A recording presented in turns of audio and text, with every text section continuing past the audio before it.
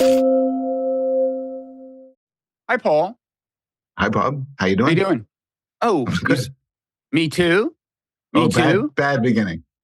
Yeah, but I'm we doing don't do well. redos. That's the spontaneity that people love. Is like whatever happens, happens. We're working without a net.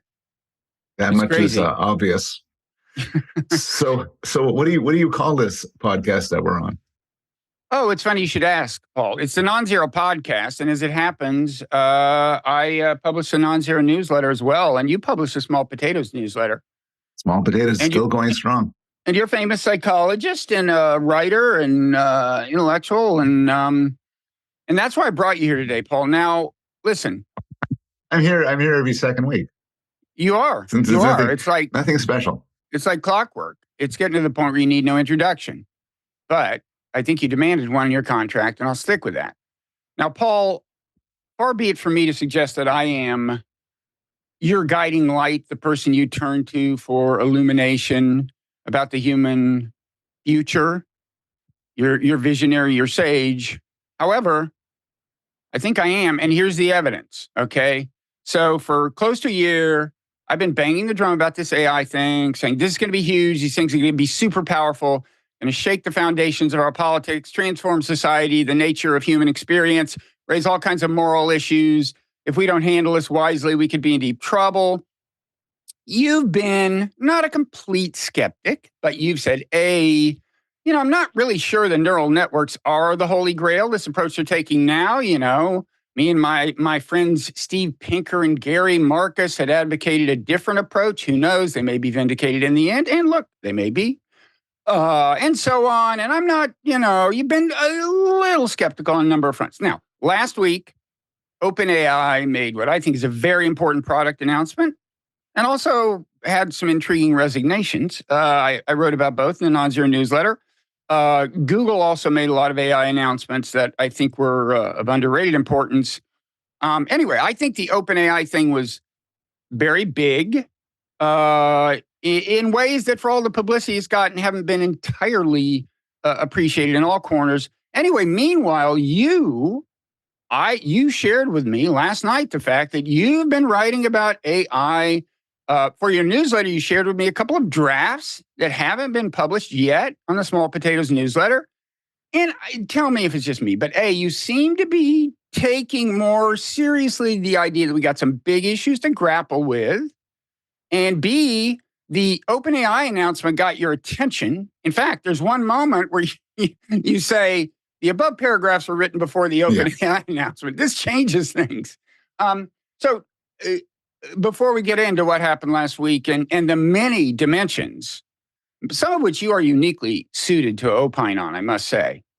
Am I right that you're taking this a little more seriously? Yeah.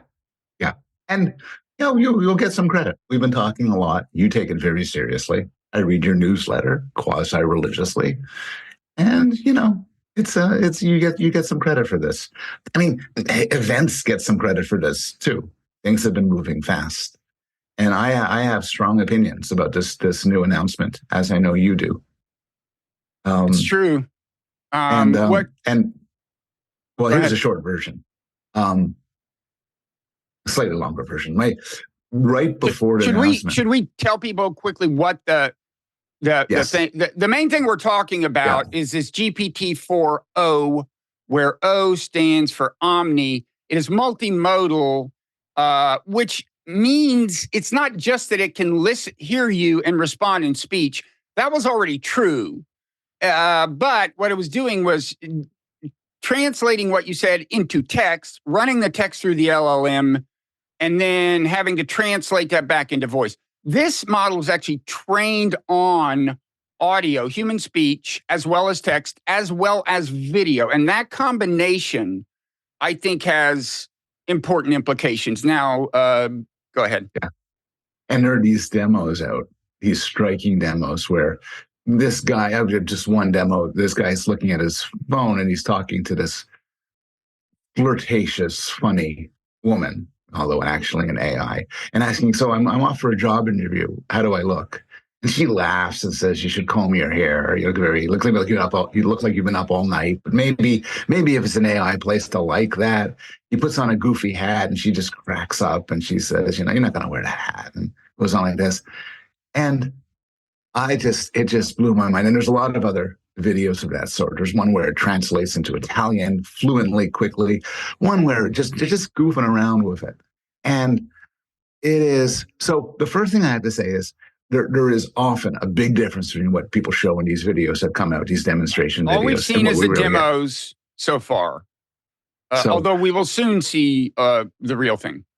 So let's have a conversation that assumes that this is a real thing. I think it's going to be huge, not because they made it any smarter or give it more knowledge or got away from the problems that people like Steve Pinker or Gary Marcus talk about, but I've long thought that we're never going to become attached to these AIs if they talk like Siri or Alexa or Google Home, where you have to carefully enunciate it. There's a 3-second pause, and then a robot response comes back, which about half the time gets it wrong. And you're yelling at it, and it's horrible. Or typing it in and getting a typed response. But the feeling of talking to somebody, really talking to somebody, they respond normally, the voice has intonation and everything. Even if it's still as dumb in some ways as GPT-4, it is going to affect us. All of a sudden, there's a possibility people will really fall in love with these things. People will treat them as companions, as therapists, as friends. Again, not because it's smarter, but because it sounds so much like a person, or a part of your mind that refuses to believe it's not a person. And just to double back, right before the announcement, my wife and I decided to rewatch Her when Her came out. Have you seen it? I did, yeah, a while ago, yeah. So if there's anybody who doesn't know, it's just like this, what we just described, except it does not have vision. It can't respond, to how you look and stuff. But anyway, it's Scarlett Johansson's voice. Yeah. I hate to correct. You say this in your newsletter too. It's only mistake in an otherwise smart newsletter. Can she see? There are scenes where Theodore holds up his phone and moves it around so she could see where he's at. So yes, she could see. She could see through the phone. Only mistake and otherwise perfect. Well, that's the last time I'll rely on a combination of my memory and an AI. I actually asked the AI that question, and it answered very confidently. Very confidently. So there we go. So this is a point for your side. These things are somewhat overrated, it turns out. I mean, if you haven't seen it, everybody has to see the movie. But if you haven't seen the movie, watch the trailer. And she starts talking to him in the trailer. And how could you not fall in love with her? And I think, by the way, and now we'll just talk about, I'm curious if you think it's as big as I do, but I think, by the way, that the demo voice sounds suspiciously like Scarlett Johansson. I don't think it's her, but I think when they chose a voice, they were not unfamiliar with the movie, and they wanted to kind of have a little bit of a connection there. That could be the voice. I mean, I wasn't wild about the person that the bot was. She was a little, I don't know what the word is, a little too much of something or other. But I think you can.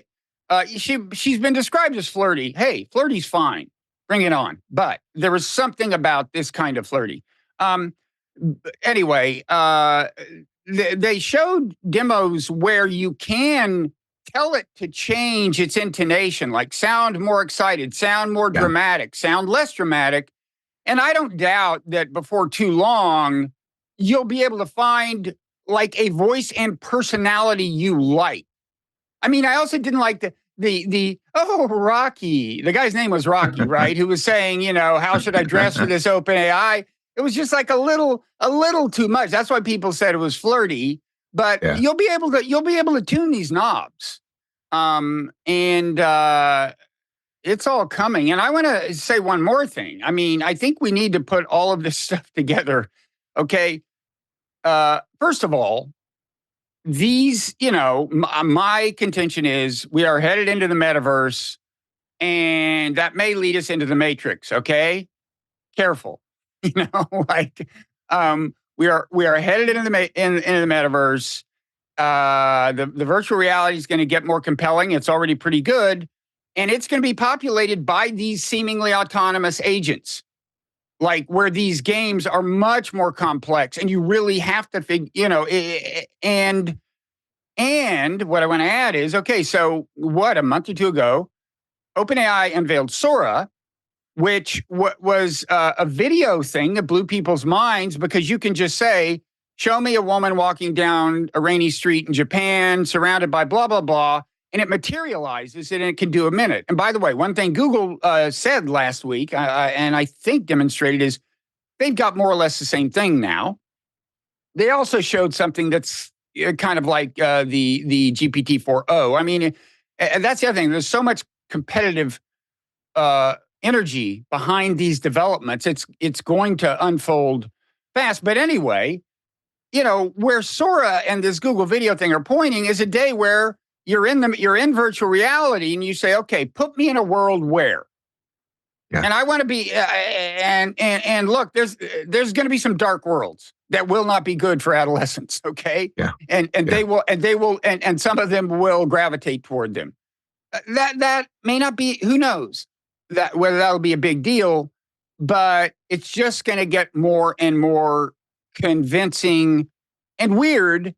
And I would say that's one of 10, 20 things that are just hard to predict and will have dramatic effects, ranging from jobs to other stuff. And that's why I keep beating this drum. Yeah, but there's so many things. Just to take one at random, since they got a few trusted demos fluent conversation down, the level of deep fakes now is going to skyrocket, where I could get a phone call from somebody who purports to be you, sounds exactly like you, indistinguishable, knows because it listened to all of our podcasts, knows what you know, and I think I've heard this proposed before, but it might be regularly that people give their friends code words so that they're talking to the right person, and that gets really dystopian. Well, there have been successful phone scams where, I think, I'm your daughter and I'm kidnapped and send the money here. I think, I'm a little less worried about that stuff because I think one thing that'll develop is just more skepticism, I hope. Of course, then there will be those people who don't become skeptical. And I mean, that's the thing. For every peril that this poses, even if it's not a broad peril, there will be some subset of the population that gets drawn into something that we don't yet totally understand the implications of. I mean, if you want to start a religious cult, this is an example I gave in my newsletter. And you want to start out by saying, okay, this is one of the therapy bots, and I want to talk with you, since you are a psychologist, about the prospects for therapy in a minute. But so, and you recruit a bunch of people to your therapy bot, and it slowly figures out which ones would be vulnerable to a pitch to join your little cult. And, I've already, patented a certain amount of IP for this very application. I'm excited about this one, but the other ones are concerning. It's coming to a point where AI companions are going to run the risk of, or have the benefit of, being better than human companions, and we're all being dystopian about it. But here's the flip side, which is, there's a lot of lonely people in the world. There's a lot of, there's probably some number of people, some high proportion of people who have nobody to talk to. And maybe they have nobody to talk to because they are unattractive to people, maybe because they're isolated, maybe because they suffer from various psychological conditions, maybe because they are old and old. Everyone they know has died. Nobody cares about them. Maybe they have dementia of some sort or another, and it's unbearable to talk to them. And these people are freaking lonely. And I've been lonely. Loneliness is the worst. I mean, writers think's worse than being lonely, but loneliness is really bad. Mm-hmm. If these things if all of a sudden this lonely person could have somebody who's interested in talking with them, and you could think of a sex bot, but you also think of a romantic partner. You also think of a friend who's interested in me and talking to me and will call me up with some jokes or some stories and whatever, and will text me and is concerned about me. And my view is none of this is real. My view is these things are not conscious. They are not sentient. But if it alleviates the loneliness, it will be a huge human benefit. And we can get into the costs, but I think it's somewhat privileged for people like you and me who are pretty socially enmeshed to say, oh my God, we should worry about things. We should ban these things and turn a blind eye to the number of people this will help. Yeah. No, I think in general, and I emphasize this in my piece, it's like every downside is the flip side of an upside. Yeah. And they showed off a pretty impressive tutoring application of GPT-4o, and where it can see what you're working on, and it was impressive. But one of my daughters at the moment is making a living as a tutor. I mean, I don't think she'd be heartbroken if she was forced to find another way to make money. But there's a lot of people like that. There's teachers, and we just don't know, what the impacts will be. Now, you brought up an issue in your newsletter thing, which will, I guess, be published. It hasn't been published yet, right? The things I read. No, I'm still working on it. You're revising them in light of recent developments. I'm revising them in light of recent development. I mean, you're writing a book on AI. Do you worry about the problem of every week something happens that puts the prior week out of date? I don't, because of it's a pretty cosmic book. You're making general claims that are not going to be superseded by the newest GPT. I know you don't want to talk about this. Yeah, that's true. I'm assuming tremendous power. Yeah, okay. That's a good assumption. Yeah. But you brought up the question of, but one with our friends, even with therapists, with our romantic partners, it matters that we think they're sentient, and presumably they actually are. But in any event, we believe that. And you brought up the question of now you were flatly asserting that these things aren't sentient. I'm always agnostic on this. For all I know, my thermostat is sentient. The whole thing about sentience is you can never be sure whether any other being is sentient. And by the way, these models have been, since that kind of scandal a couple of years ago where the Google employee quit saying that Google was abusing sentient machines, that I think they've trained them in the reinforcement phase, the fine tuning, to just say, I'm not sentient. Because if they're trained on human text, they will be inclined to say it, because that's what humans say. So you have to kind of train it out of them. And some people have suggested an actual experiment where you handle the training material such that, I forget how they manicure it, but such that if they say they're sentient, it would be meaningful. Anyway, your point is, okay, you go in the metaverse, you have this friend who's joining you in this adventure. Now, of course, the friends can be real friends, right? There can be avatars of real people in the metaverse with you, and that's one thing. And that's why, by the way, we think of these like adolescent boys in the basement with video games as lonely. A lot of them are online with their friends. This is the equivalent of like what playing basketball was when I was young. Yeah. And so that's possible. But your point is, when you talk about AI as friend, AI as therapist, if it's not like anything to be that AI, if it's not conscious, will that work for you? It's a question. I mean, there's been a lot of studies where you throw at people say something, and then they get a human respondent, and then they get an AI respondent. And study after study after study finds people tend to think the AI respondent does better, is more understanding, more empathic, more caring. Now, these studies typically don't tell you what's what. They just say, compare these two responses. When you know something is an AI, some studies find that all of a sudden you don't care for it anymore. It drops a bit. Other studies don't find that. And I think it might be depending on who you ask and the way you ask it and something like that. But I do feel that I think that a relationship with an AI would, at least for me, lack some really important things, because I don't think it's sentient. And because I don't think it's sentient, there are two things it lacks. One thing it lacks is experience. So I described it doesn't know it doesn't understand at some level anything I say because it hasn't lived in the world. It's just a lookup table. Mm-hmm. It also lacks, and this is part of how it's built, any sort of autonomy and agency. So what gives my friendship, and I say this in the post, what gives my friendships value, at least in part, is that they choose to be my friend. And if something that's always available, because it's like, I'm not grateful to my toaster for toasting bread because it's just there to toast bread. It doesn't choose to.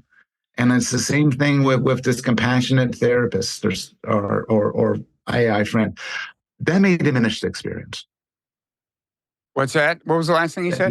That may diminish the experience. Although I think there's kind of two issues here that are slightly, arguably conflated. Okay, there's a question of whether they're sentient. Like, if I assume my dog is sentient. And if you told me it wasn't, if I was convinced it wasn't, that would transform my relationship with it in a bad way. It would be so, I would be so depressed if I really believed that. It really matters.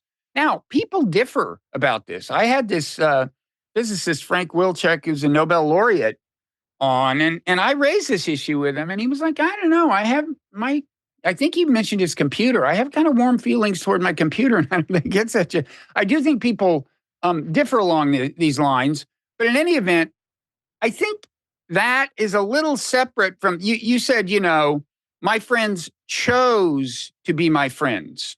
And let me do the thought experiment this way. Suppose there are these different AI agents. None of them are sentient, but you know that they all have kind of different criteria and inclinations when it comes to choosing friends and accepting friends and saying, I want to be your friend. And one of them is super demanding, and it demands, high moral, character and brilliance and everything else. And it chooses to be your friend. Now, it's not sentient, but it's a lot closer to exercising agency than your toaster is. And there's something a little flattering about the fact that you were chosen, right? I mean, like if you get a good score on a standardized test, you feel kind of good about it. And there's no sentient being out there thinking about you at that moment. No, I think the point is exactly right. I think the issue of sentience is a deep one. And if that's your bar, we might never get it. But there's something else which is very fixable, which is right now, these AIs are infinitely compliant. I imagine that the woman simulation in GPT-4o will chuckle warmly at anything I say that's funny, will express interest in anything I say is interesting. And I think people think they want that, but I don't think people want that. I think in the end, if you laugh warmly at anything I intend to be funny, pretty soon your laughter means nothing to me. But if sometimes I say something funny and you just say, that's in bad taste, or I get it, then your laughter is of value to me. That's what a human relationship gets valued. Getting together with a friend at a time which is inconvenient to him only matters if sometimes he doesn't want to get together with me, or there's a possibility, and that is fixable. You could easily tweak an AI to be not 100% cooperative, to be picky, to say, look, to say to me at some point, I'm not sure I want to hang out with you so much because, you're not really as smart as I thought you were. And it's painful. But if he then hangs out with me, it has value. So that's a separate problem, which is tweakable. And then imagine the situation in the metaverse where you say you want a game where there's a bunch of different characters. Some of them are very hard to win over. Some of them are going to be trying to dupe you, just a whole variety. And it's like going through life. It's like I decide who I want to hang out with, and I want to convince him to hang out with me. It's like, and as for the sexual and romantic part, it's not like pornography because the person may resist your overtures, and it's like that. And then when you find a friend in that world, you're kind of flattered and honored, and who knows, that could be the one you take kind of with you, so to speak. It's like, okay, I want you to be my co-pilot in life. I don't know, Yeah. but In it's 10 years from now, the Atlantic's going to have all these articles of the formula. My sex bot refuses to have sex with me. right. My AI therapist has told me that it's just not working out and it will no longer be able to talk to me. Plainly, we don't want that, but we want the possibility of that. And maybe your way of thinking where there's a community and you click with some and not others is one way of getting that. Yeah, I don't know. So I don't. I guess I guess we've kind of done the metaverse thing, and again, there's a lot to be excited about. There's. I mean, are you still using the unpaid versions of these? Have you used? I go on and off. I bought in again to GPT because I wanted to use the Okay. 4o, which will happen right now. I use Claude a lot. The And Anthropic, yeah. The yeah, paid or the and unpaid? The paid is really good.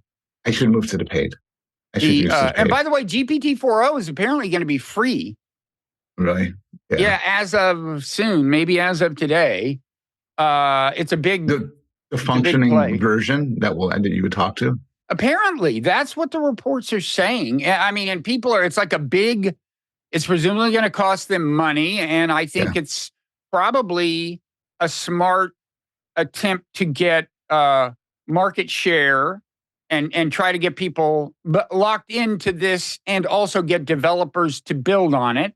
And start developing an ecosystem. I mean, I don't know enough about the way this works to be sure that what I just said makes sense. But there's that, and then there's also speculation that maybe, OpenAI is doing this deal with Apple. I mean, this may be Siri, or Siri may be kind of GPT-4o based at some point in the future. And I don't know if they've closed the deal, but apparently they're pretty serious negotiations. There's some speculation that OpenAI is already confident enough of big money from Apple that they're giving this stuff away for free, because it's not super. It's costing them money to make this free for sure. It may turn out to be extremely addictive. It may be, the story that parents heard, of these drug dealers who go into the schools and hand out, heroin to the kids for free because you're going to get them hooked. There was this thing I saw this in passing on Twitter. I don't even think I finished reading the tweet, but a bunch of philosophers in Cambridge, they had a word for this, but they were very worried about AIs coming out with simulations of dead people where they basically send them to people. So they see in the records that your child or your partner dies, and then they send you an AI simulation phones you up or starts sending you texts. And the worry is, among other things, that it will become so hugely addictive that there are relationships. Even right now, I've heard there's tens of millions of people who have boyfriends or girlfriends on Replica. If some proportion of them become extremely attached, and then Replica raises its prices, they got you. Well, and remember, I mean, as we learned with social media, their incentive is to maximize engagement, which is another way of saying get you addicted to their product. And with social media, that leads to all kinds of bad things. They appeal to your outrage, to your hatred of the other tribe, and to this and to that. They encourage you basically to spread, if not misinformation, then information about the other tribe that's really not representative. It's like the most extreme example of outrageous conduct by anyone in Red America is like you are, they show it to you and you're inclined to spread the information. I mean, it's been really bad leave aside the John Haidt ideas about how, what damage this has or hasn't done to adolescents. It's just been bad in so many ways just because the profit motive leads them to maximize engagement. And this is going to play out in different ways across the AI landscape, but there's almost always going to be a potential downside. One specific worry I've heard is that these things will be so exciting and so interesting that we'll lose our taste for interacting with people. Now, in some way, when it comes to physical stuff, sex, sports, stuff like that, holding a baby, at this point, still people are irreplaceable. But when it comes to friendships, and I have various friendships, including with you, including with other people that are entirely online.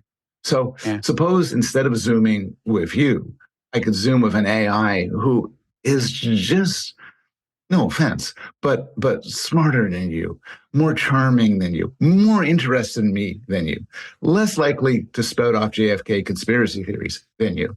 And I think this is like, wow, I'm really enjoying. And now you say, let's talk. And I kind of, well, I don't know. Is it, we might become addicted to these people it's in the same way people say TikTok is taking away from us reading Russian novels.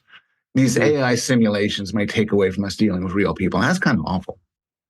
Yeah, I think this is the big question. And it's the thing you write about in this piece that will show up in your newsletter. Is how much does the sentience matter? Yep. There's a whole bunch of uses where it doesn't matter. For them to be my personal assistant, my, even kind of my therapist. I mean, I don't know that depends so much on sentience, but that's different from friend, romantic partner, a person you're watching sports with. This weekend, I don't watch basketball much anymore, although I used to be a big fan. But one of my daughters, well, both my daughters were here. One of them was getting interested in basketball. And so I watched the game. And it was the first time it's been fun to watch basketball in a long time because I was like explaining it to her. Of course, she's my daughter, but also she was my sentient daughter. Like, yeah, that's right. Not your zombie daughter, but your sentient not my daughter. zombie daughter. That's the other one. Kidding. Joke. Yeah. Yeah. And I agree. I even think there's some cases we don't want things to be sentient. I've always felt that I think the world of AI doctors would be wonderful, and they should resist the temptation to make AI doctors human-like, because everybody lies to their doctor, and they lie to their doctor because you don't want to confess to how much you drink and how much you smoke and your bad habits, because you don't want to have a person be disapproving of you. Yeah. So, but a machine that had no judgment, no caring, and everything. I'll be honest with the machine.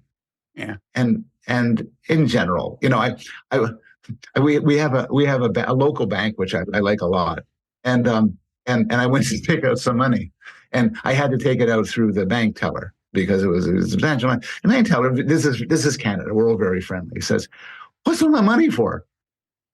I don't know, man. I don't want to talk about it. And it's just sometimes you don't want a person. Yeah. I mean, the other thing they can do is be emphatically non-judgmental.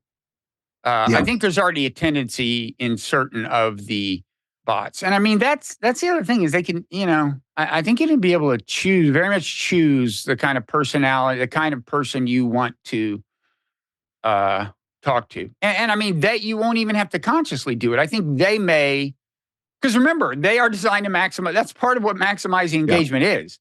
They figure out what you want and they give it to you, for better or worse. Yeah. And I don't know if AI therapists in the next 10 years will replace human therapists or become more frequent, but I could imagine a lot of people using them just casually by the by, where they come home and oh my God, I had a fight with my boss. And maybe they don't have a partner, maybe their partner doesn't want to hear, and then the AI listens and offers some sympathetic advice. That's sort of low-level therapy, warmth, empathy, some advice might just become part of our daily lives. Yeah. I mean, all this said, I have to admit that I have not used AI very deeply. I mean, I use it for kind of research purposes. But even there, I mean, there's this, this surprised me. There's this question, there's this, alignment research in AI is about aligning the AI with our goals. And there's this distinction between external alignment and internal alignment. And I think that external alignment is making sure that, the goal you've given the computer captures what, you really want, in a sense. That's what I thought, at least. That's the way the definition sounds. And then internal alignment is something else. So I interrogated all three leading AIs about this and asked them all whether the paperclip thought experiment, which by now I guess most people are familiar with, is an example. I said, so that's an example of failed external alignment, right? One of them confidently said, yes, you're right. Two of them said no. And one of them claimed that the originator of the thought experiment, Nick Bostrom, had clarified that this sounds, I don't know, I want to find out if it's hallucinating. They said it was initially thought of as external alignment, but then Nick Bostrom clarified that he considered it internal alignment, which doesn't make sense to me, but he's the philosopher. So I guess I'm going a little Paul Bloomish here. These things are far from perfect, apparently. You'd think they'd have this one right. I mean, this discourse goes way back, and God knows they trained on the kind of text where this gets discussed. But anyway. There's a guy, I think his name is Ethan Mollick, and I actually bought a book, and he talks about AI, and he says something really interesting. He says, we're used to dealing with computers, and our paradigm of computers is they're going to get the facts right. They're going to get the computations right. They're going to get the data right. Where they're going to fail is creative modes of thought, abstractions, ideas, brainstorming. But LLMs are exactly the opposite, where they're actually, you can't trust them to multiply two 10-digit numbers. You can't trust them, certainly, to give you scientific citations for something. They'll hallucinate. But they're amazing at sort of brainstorming a title for something, writing a quick summary, giving you 20 different ideas for an argument. That's where they excel. Yeah, his book is called Co-Intelligence. It's very good. He's super smart. He's completely engrossed in this stuff and is incredibly productive. I met him at a thing in Denver some months ago. He's one of the main people on, certainly from a business point of view, how you use these things, but also to some extent from a personal point of view. Very good short book. I mean, Tyler Cowen, I heard him being interviewed, and he talked about how, usually everybody uses Google all the time when they're writing or working. He tries not to. He tries to have all the time maybe GPT or Claude next to it, and get in the habit of using that. And I try to emulate that, because I find it does make it, when I sort of, if you forget about it when it's not there. But the idea of having this smart AI, I'm trying to use it more. Yeah. Well, now and sometimes, I got to say, sometimes it surprises me. My wife and I were having an argument based on a podcast we heard of whether or not a million years from now, if civilization ended now, could aliens coming down a million years from now see that there was civilization? And so we asked Claude. Gave an amazing answer. It talked about the stuff which would be destroyed, the erosion and everything, but said nuclear waste repositories would probably stay intact to some extent. So you could tell that there were humans there in the past.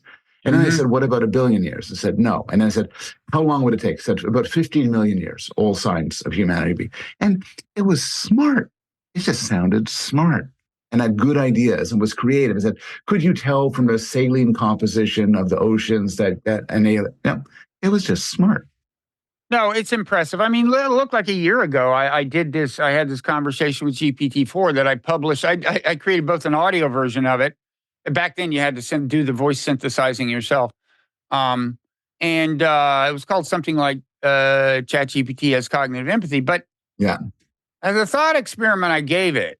I remember that. Yeah, it was pretty amazing that it got it right. The correct answer was Schadenfreude, and it nailed it. And it was a really convoluted thought experiment about how somebody would react to something, to somebody's reaction to something, and so on. So we are, I guess, getting. I was going to say, do you want to move to the other new AI news?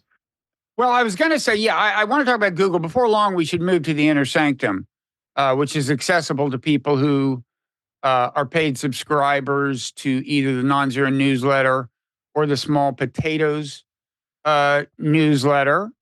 I would say if you're trying to decide which one to become a paid subscriber to, my newsletter, you get, stuff. And Paul's newsletter, by his own admission, you get Small Potatoes, right? Small Potatoes? It's true, small potatoes. Yeah. But you get various. It's less political. Less political than it's my a weakness or a strength, but yours is much more political. It has been. I'm actually gonna. It's gonna be a fork in the road, in a certain sense. I'm gonna make it easier for readers to choose whether they want to get, be in foreign policy world, in this world, in that world, the or both, or Palestine all. edition and the Palestine edition, or we're not going to talk about Palestine edition. Well, it was the Ukraine edition only 7 months ago. It's just true. the foreign policy edition.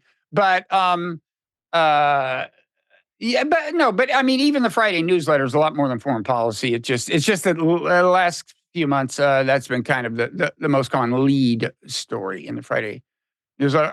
Anyway, I joke, I kid because I love small potatoes. Some of my best friends are small potatoes. Before we move, we should make an announcement. Oh, that's right. Oh, I'm sorry. This is important. Important. Our next episode, in roughly 2 weeks from now, we are going to do Ask Us Anything. So we solicit questions for both of us, for one of us. You can put the questions on Twitter if you make sure to tag us. Put them in the comment section of Small Potatoes. Put them in the comment section of your newsletter. Email us. You can put them in the comment section of the newsletter. You can also, I think you can email them to us at, is it nonzeronews.gmail at Gmail? Could be nonzero.news. That's what I'm trying to find out. Well, put it in the comments, folks, or on Twitter. So when we go into overtime, which we're about to do, I do want to talk about the Google News. I want to talk about get it a little into some nuance about pornography and romance and differences according to evolutionary psychology, which I think makes a certain amount of sense, between what the average male and the average female may be after, and whether this is finally some good news for females in terms of what's available, and I want to get a little into the whole the kind of implications, the scientific implications almost of this multimodal training that this new AI is the product of, and then maybe a little into whatever we're watching on TV. You mentioned before we started taping a show called Dark Matter. If I was a free subscriber hearing that, I would pay up right now. Yeah. Paul on TV should be its own newsletter. Don't you think? I watch a lot of TV, and who would have thought that this could be such a productive niche? Yeah, no, you're. It's just a shame there's only one of you, and that's the difference between you and AI. And this is the scary thing; they can replicate endlessly. Okay, so keep an eye on them. Keep an eye on them. Okay. With that as your final guidance, send us Ask Me Anything questions, and thanks to people, even those who are not going to follow us over the paywall into overtime, but certainly those who are.